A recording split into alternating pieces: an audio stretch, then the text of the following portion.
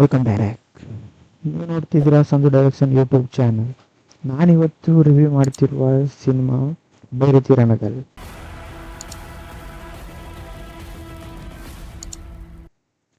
ಈ ಸಿನಿಮಾದ lead character ನಿಮ್ಮೆಲ್ಲರ ನೆಚ್ಚಿನ ನಾಯಕ ಕರುನಾಡ ಚಕ್ರವರ್ತಿ ಶಿವರಾಜ್ ಕುಮಾರ್ ಅವರು. ಈ ಸಿನಿಮಾದ ಕತೆ ಬಂದರೆ, ಈ ಸಿನಿಮಾ ಮಪ್ತಿ ಸಿನಿಮಾಗೆ ಲಿಂಕ್ ಇದೆ. ಅಂದರೆ ಮಪ್ತಿ ಸಿನಿಮಾದಲ್ಲಿ ಘನ ಎನ್ನುವ ಪೊಲೀಸ್ ಆಫೀಸರ್ ಬೈರತಿ ರಣಗಲ್ ಎನ್ನುವ ಗ್ಯಾಂಗ್ಸ್ಟರ್ನ ಹಿಡಿಯೋಕ್ಕೆ ಮಪ್ತಿಯಲ್ಲಿ ಬಂದಿರ್ತಾನೆ.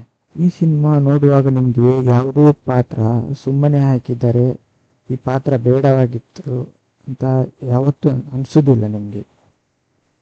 ಕತೆಗೆ ತಕ್ಕಂತೆ ಪಾತ್ರವನ್ನು ಡೈರೆಕ್ಟ್ ಮಾಡಿದ್ದಾರೆ.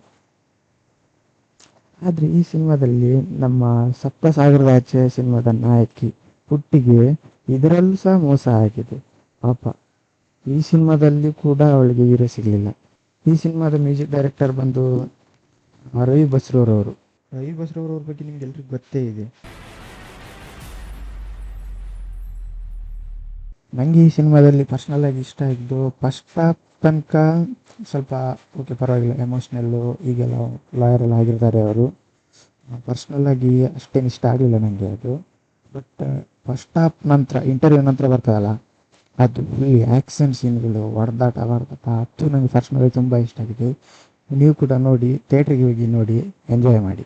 ಇದೇ ಥರ ಸಿನಿಮಾದ ರಿವ್ಯೂಗಳಿಗಾಗಿ ನಮ್ಮ ಚಾನಲ್ ಸಬ್ಸ್ಕ್ರೈಬ್ ಮಾಡ್ಕೊಳ್ಳಿ ಅಂತ ಹೇಳ್ತಾ, ವಿಡಿಯೋ ಇಷ್ಟ ಆದರೆ ಲೈಕ್ ಮಾಡಿ, ಶೇರ್ ಮಾಡಿ. ನೆಕ್ಸ್ಟ್ ಇನ್ನೊಂದು ಸಿನಿಮಾದ ರಿವ್ಯೂ ಜೊತೆ ನಿಮ್ಮ ಮುಂದೆ ಬರ್ತೇನೆ. Thank you.